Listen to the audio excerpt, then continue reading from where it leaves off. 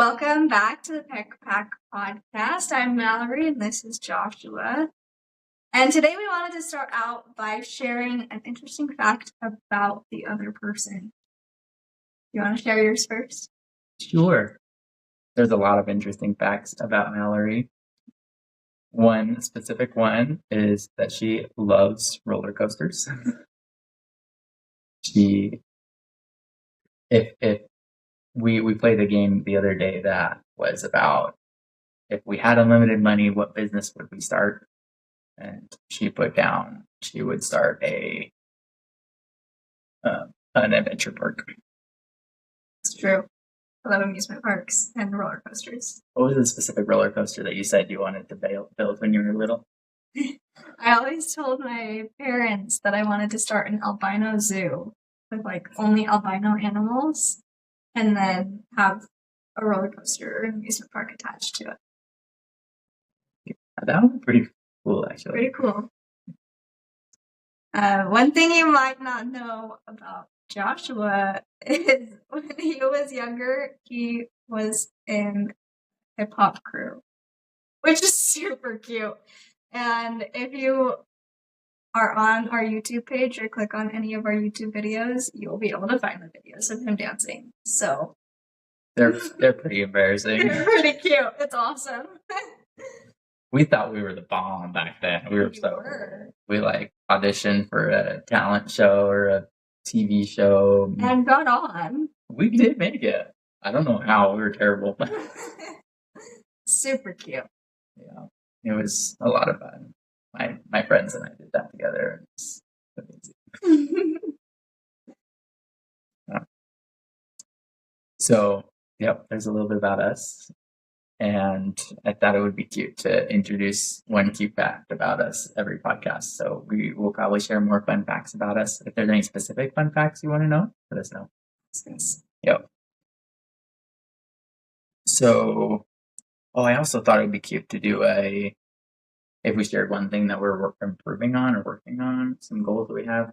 We didn't prepare anything specific this time, but I thought it might be cute in the future. If there's anything specific you want to share now, or we can share something in the future. Right now, we're focusing a ton on our wedding. So that's a lot of what we're actively working to do. But as far as personal improvement, I think both of us have been working through a lot of the trauma of going through a wedding before and processing that now. So I think that's a lot of our personal focus, at least for me, and I think for you too, is dealing with the happiness of this exciting time and also the heaviness that can be brought up with. Absolutely. And that kind of goes into our topic of today. Our question that we're focusing on is, how do you not let trauma and anxiety from divorce get to you in a new relationship? And I think this is the question that anyone who's been through a divorce or even a breakup, yeah, absolutely, can definitely relate to. How do you become ready for the next relationship? How do you move past the anxieties of not going to that failure again? So it's pretty crazy. Did you want to start? I can go ahead. I first want to acknowledge how real the trauma can be from a relationship and from the breakup of a relationship. First of all, there's so much that we went through in our marriages that caused a lot of issues personally and in trusting new relationships. And then there's also the fears of the end of a relationship. If I do this, will it make them leave? If I do this, will it cause the same breakup that happened, in our previous marriages? So there's a lot of heaviness that can come with that, a lot of fear. So we don't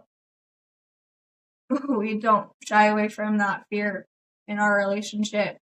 I think we've been able to be really open and honest about what we've been through, what scares us, and what we want to avoid in this relationship. So being super open and super honest has helped us a lot. After my divorce, I found it really hard to even trust my dad, who I've never had any reason to doubt. I've always trusted him. I found myself questioning him and questioning the things that he said and did. And that was really hard. And so I talked to him about it and worked through some of those things. And that's someone I've known my whole life, someone who I have always trusted and has never shown me any or given me any reason not to trust him. And so someone new that I don't know. I don't know his history, or I didn't know his history, and I didn't know if I could trust him, if he was going to follow through on his word. That's terrifying. It was very, very scary. And so a big part of my support was leaning on God, saying, this is scary, and him going, I know, Mal, but I've got you. That really helped. And I never want to minimize that. I always want to remember how supportive God was through my divorce and through the start of this relationship. Another thing that's helped me to kind of heal from the trauma or not be as afraid of this relationship as I could be is picking the right partner. That's been huge, because there were a lot of things that I was afraid of in my previous relationship or worried about that I hadn't even shared yet with Joshua, and he already was just on top of it. Things like phone transparency was a big one that we've talked about, and I didn't even have to bring it up. He would just hand me his phone if he was going in the other room, or if there was a text that he thought I should know about. He gave me his password, I gave him mine. It was just immediate trust and openness. And there's a huge difference between honesty and full transparency, or at least there can be. And I have had full transparency in this relationship, which has helped me a ton to not be as terrified as I could have been. And making sure that our priorities line up. Because that was another issue I had in my previous relationship, is it never seemed like our priorities were the same. And so it was hard to trust that our goals were going to be the same and that our actions were going to line up to reach those goals. So I think that constantly checking in with each other, making sure our goals are the same, making sure our priorities are the same, helps us to maintain that trust and to lessen that fear.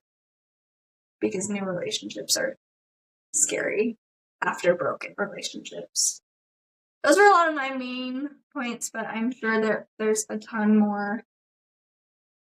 But what are your thoughts? I think you hit a lot of really good points, and I really respect that. I completely agree. For me especially, I feel like Mallory was just perfect. She was like, all right, I trust you. I feel like this is the right choice. Let's move on. Let's start a relationship. And I was a lot more hesitant. When we first met, I had my 3-month rule where I wouldn't go exclusive with her for 3 months. And just to make sure that it was real, to show that we weren't just putting up a facade of who we are until we got what we wanted, and then we drop it.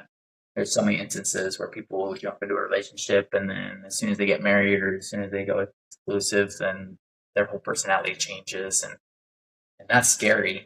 You want to be sure that you're with the person, you're marrying the person that you're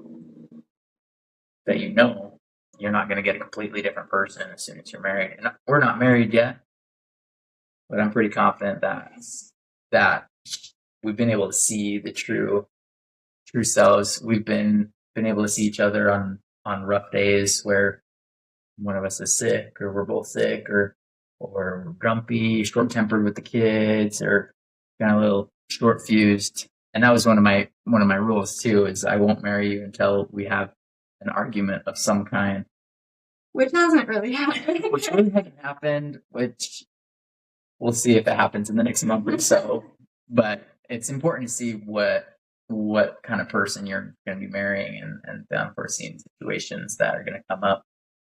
And one thing that helped a lot was communicating. Yeah, cannot say that enough.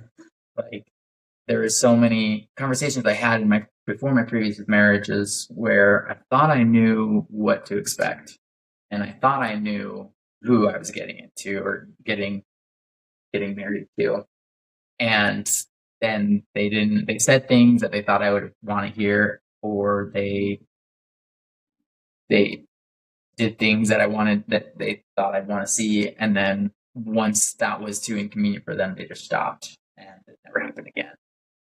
And so being able to communicate your expectations ahead of time, and we've had this whole conversation too a few times, not just once, but multiple times, about our expectations of what we need from the other person in a relationship.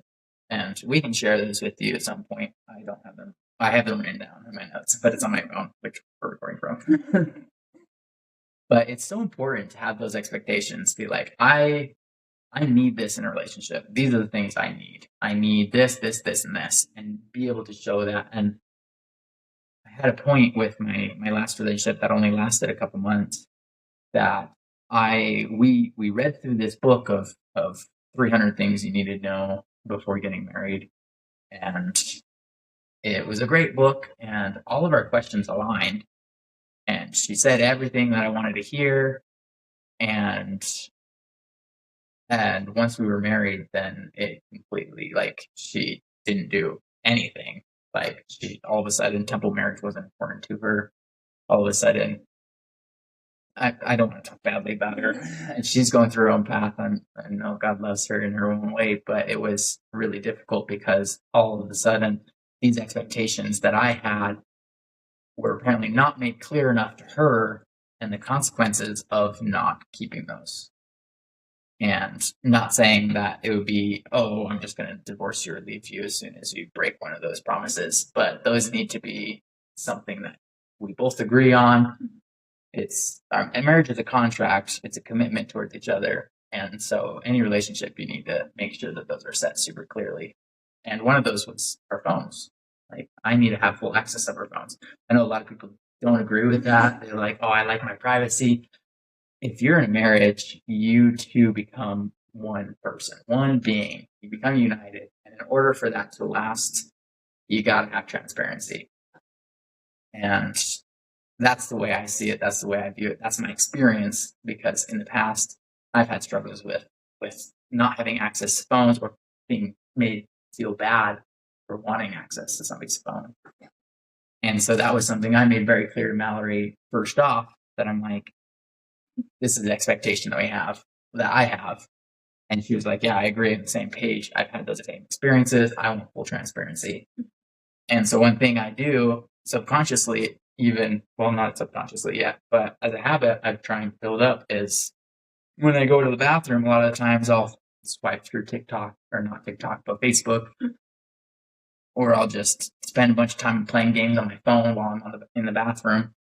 And as kind of I know that that's kind of an anxiety that brings up past trauma for her. You don't know what's going on there. And so I've made a habit of either handing her my phone when I go to the bathroom, or leaving it on my bed, or wherever we are in the kitchen, and leaving it out so that she can clearly see. And it also makes it feel like I'm doing her, like serving her, doing something loving for her, which makes me happy, because I always like to make her happy. And just thinking about things that are important to her, really putting an effort in, just makes a huge difference. It builds my own love for her and her love for me, because love comes through service. And so that things like that, having those expectations set up, really relieves some of that stress. And it's like, if you're doing a business deal, you write down exactly what the business transaction is, everything, and you both agree to it, and you have consequences of what that is. And I guess our consequences aren't necessarily like, oh, I'm going to divorce you. They're like, we need to talk about this. This is priority. If they're not being met, we need to make sure that they're being met, and we need to work on them together. All this being said, we still have moments where that trauma comes up, where something happens that seems totally benign to the other person, and it, at least for me, it can just shut me down. For me, trauma comes up in my left arm. If I start feeling numb in my left arm, or if my heart starts kind of feeling heavy, I'm like, oh, something triggered me. What is it? What can I do about it? And that still happens. There are things with relative frequency that come up that I'm like, you did not do anything wrong, but this just triggered me, and this is why. What can we do as a team to relieve that and to work on not triggering that same thing again? So it still happens, and being able to work as a team to hopefully avoid it and then work through it when it does come up, that has been really beneficial. Absolutely. We actually had an experience with that today that I'm okay sharing with you. I had a trauma reaction today. We went to go get our marriage license to get married at the court office, which is super exciting. And we've both been looking forward to it. We've been waiting for it to be within the time frame that we're allowed to get it. And it was supposed to be this really exciting, happy moment. And it was. It was. But I pulled up and I parked in front of the building, and I had this reaction where I just kind of panicked, and my heart started racing, and I just felt really heavy because I had been there a year previously and been in the exact same spot and had the excitement of wanting to get married to somebody, and it didn't work out. And all those feelings, not just the feelings of being there, but the feelings of that failed marriage, all came flooding over me. And the fear of how many times am I going to be here again? Am I going to have to, is this marriage going to end in the same way? And No. But Mallory can tell me all day long, like, oh, I'm not going to do that. And words are words, but she has constantly shown me in her actions that she's not my ex. And she's been not only saying what she's going to do, but doing what she's going to do. And that means a lot. And while I was there at the court office, I said a little prayer to myself. I was like, I just asked Heavenly Father, please let this help me feel the emotions, because it's important to feel those emotions. It's not like they're there for a reason. It's not a bad thing to feel that way. It's important to feel what you're feeling. And so I asked Heavenly Father to help me feel and learn the lesson I needed from this, and then to feel excited and comforted for the excitement that should be there. And almost immediately I was just swept over with comfort, and that feels amazing. And Mallory said something really good too about, in a separate conversation, it was kind of about a different topic, but it kind of relates, that I think maybe she can share. I don't know what you're talking about. We were talking about making choices, like if God asked us to do something really hard, how would we be able to do that, or would we do that? And you said something about God giving us comfort in the choices that we make. Yeah, I don't remember exactly what I said, but I know that making the decision to move here and to move away from everything I knew, and for a man that I had only known a couple of months, kind of crazy, it's kind of scary, but God 100% just made it exciting. He took the fear away and let me feel that excitement and that comfort and that confidence to know that it was the right choice. I don't know if that's what you had in mind in what I said, but yeah, absolutely. Yeah, I think it's true. I think God gives that confidence and comfort as long as we're willing to turn to Him. I feel like we have those traumas and those feelings. Like I know I love Mallory, and I have full confidence that we're gonna be together forever, and I'm looking forward to it. And I still have those feelings of fear at times because of my past traumas, and especially because of how much I love Mallory. I don't want to lose her. Yeah. And so I think turning over to Heavenly Father and being like recognizing those feelings of fear for reasons and see if there's any validity behind them and asking for comfort over them. He'll give it to you every time. Amen. So I think it's easy for us to say this because we're together, we have a relationship, and we're happy. I think it's important to think about people who are in an instance where they've been through the divorce, they've gone through that trauma, and they're dating, or maybe they don't want to date because of that fear. And I don't know if there's something you would tell people who they don't want to date or they're afraid to meet somebody new because they don't think they're going to find somebody good enough, or they think maybe they're not good enough. For sure. There were definitely moments where I felt like I was the problem. I'm not good enough. I can't have a happy, healthy, lasting marriage. And I was definitely afraid of people. And honestly, the dating pool is not that great sometimes. I met some pretty lousy people, But one thing that kept me going, or at least didn't keep me from trying to find a relationship, was knowing that in God's eternal plan, we are supposed to be husband and wife. We are supposed to have an eternal marriage. And so our healing is meant to come together. There can be a ton of healing that can happen on your own, and I think that some people need that. Some people aren't ready to jump into a relationship right away after a breakup, and there's nothing wrong with that. But a lot of people would say to me, like, it's early, you're starting to date really quickly, and I just felt a lot of peace knowing that my healing can come with a partner. I don't have to be perfect before I connect with someone else, before I choose someone else. Because in God's plan, we are supposed to make each other better. And we're supposed to push each other and help each other. And so having somebody else and turning towards dating and finding a partner wasn't as scary because I knew that I didn't have to be perfect first. And neither do you. Thank you. Yeah, Mallory, I guess you didn't really have a lot of experience with dating after your divorce. Not as much as you. Yeah, so when I got separated in 2023, the beginning of 2023, my first marriage.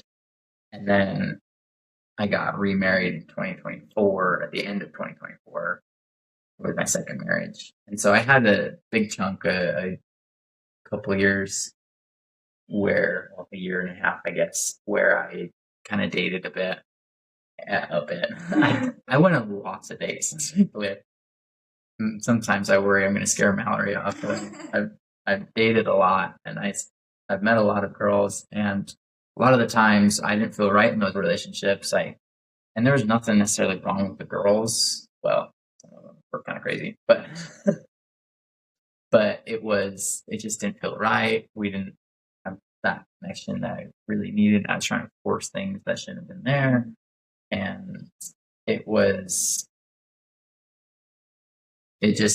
felt like something was wrong with me because I was like, maybe I'll just be a rich bachelor for the rest of my life. And just. We're still working on the rich part. We're still working on the rich part. And the bachelor part's out the window. Yeah. But once I met Mallory and we got to know each other, all those fears just melted away, and the surety of being with her just grew and grew and grew. Regardless of how I felt about myself, like there's moments where I felt like I wasn't good enough for Mallory, but she assured me multiple times that she was there for me in my struggles, and I could be open about the things that I knew I was gonna mess up on, things that I knew I needed to work on. And she's always been really, really warm and welcoming. And so for those people who are struggling or think that they're not going to get married ever again, trust me, I've been there. I've said those exact words. I'm never going to get married again. And then I got remarried, and then it's like, if this marriage doesn't work out, I'm never getting married again. And here I am, third time's the charm, right? But it's now you're never getting married again. I'm never After getting this married. one, never again. Last time, I promise. But I'm excited to see where it goes. But if I had to just focused on, instead of, there's so many people, and including me, there's times where I'd focus on the negatives or what was wrong with me or things that were going wrong or the fear. And once I discarded that and started focusing on the lessons that God had for those experiences, like he taught me perseverance. He taught me love and appreciation. He taught me self-values and self-discipline and things that I needed to know for my marriage based off of failures in the past. And even though things didn't work out, they did work out the way that God made them to go. Because I was able to learn and grow from that pain, those sleepless nights of feeling lonely and hurt and broken, in order to feel the love and joy and excitement that I do today. I had to feel those then. And so, yeah, it's trusting in Heavenly Father, trusting in each other, finding the right person. It's okay to shop around, I guess. If that seems like a really kind of a terrible word, but to me, it's like, if you're not out there looking, you're not gonna find the right person. Yeah. And Mallory was lucky enough to find the right person right away. Well, I guess after a divorce, but I had to go and meet people and put myself out there and give up a couple times and then try again until finally I met Mallory. And it's just I feel like a whole different me, because I don't feel like I'm that failure that I used to be. I don't feel like I'm not good enough anymore. I feel like we're going to grow together and we're going to work on things together regardless of our mistakes of the past. Yeah. Which I've made plenty of them, I promise. We're not going to here pretend like we're perfect. But Mallory's pretty perfect. That's not true. But I love that you think so. Yeah. You might not be perfect, but you're perfect for me. That's the way I like to say it. You're cute. What are some other expectations that you feel are important in a relationship? I know a lot of them, sometimes people are kind of on the fence about. There's like I've heard a lot of discussion about like being friends with exes or the phones or roles in the household. What are some things that you think are important that maybe our audience might appreciate our points on, and what we think is important in a relationship? Well, bringing up being friends with your ex, we co-parent with our exes. Our exes are still in our kids' lives, therefore they're still in our lives to some extent. So it's interesting to have to deal with that. But we've been very open with each other, where we know nothing's going to happen with our ex, but we still tell each other about communication we have with them and talk to each other about experiences we have and make sure that the other person is aware of any time that we're going to see them or be with them. And usually the other person is a part of it as often as we can make it happen. We're both there if we're going to talk to our ex or be with our ex. So that helps a lot. I don't think there's any reason to be friends with exes. I don't think there's any reason to ever be. There is, in my opinion, no reason to ever be alone with someone of the opposite sex. There's never any reason to talking to someone, just you and them, like you're only opening yourself up to negative possibilities. So that's something that's a hard no for me. Absolutely. That's something we definitely agree on. I found out after I was married in my second marriage that my then wife she was still friends with all of her exes on Facebook. And I brought that up to her. I was really concerned about it. I was like, this is weird. And like, there's no reason for you to be friends with these people. And she was like, oh, you're just insecure. Like, nothing's going to happen. It's not a big deal. And surprise, surprise, her ex, the baby daddy of her daughter, came back into town. And surprise, surprise, she had not let him go and immediately ran off with him. And so it's like, if you truly love the person you're with, they're the one that you'd be willing to give up anything for them. Even if it didn't seem rational to me, I would still be able to give up anything for Mallory to make sure that she's comfortable and she's happy. And if you're not willing to do that for somebody, if you're not willing to give up communication with your exes for your new relationship, then you don't truly love that person. And I know that's hard to hear, but it's true. But yeah, I'm excited to see all the comments about people. Oh, that's not true. I'm friends with it. Yeah. It's true. I promise you. Every single one of those exes in your Facebook, they're just waiting for your relationship to fail. They're waiting to swim back in. But that might be a little grudgy me bringing it out. But there's also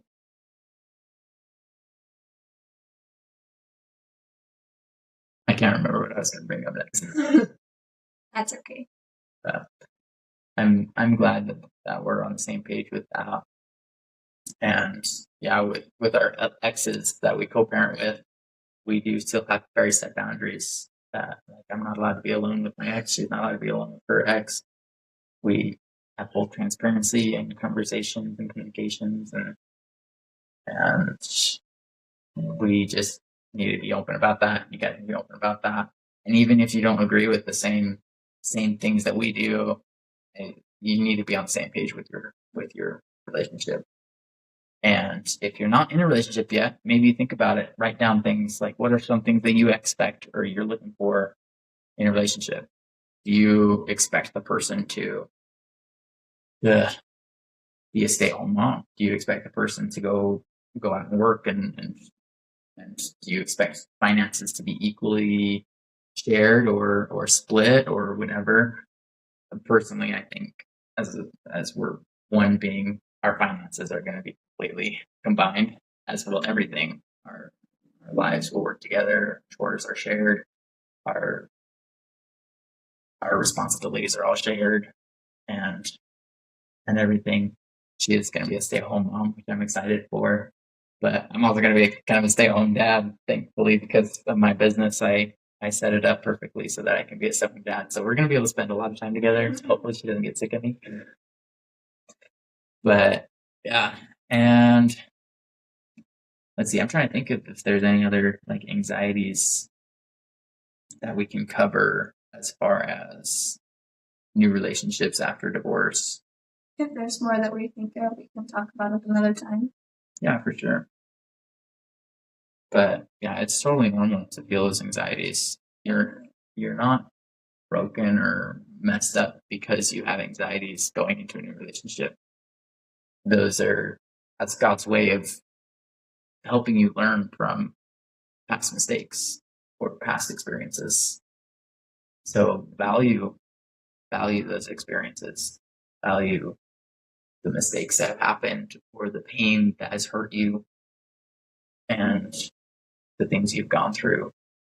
I think I've been reading or listening to this book called Educated that Mallory introduced me to. Great book.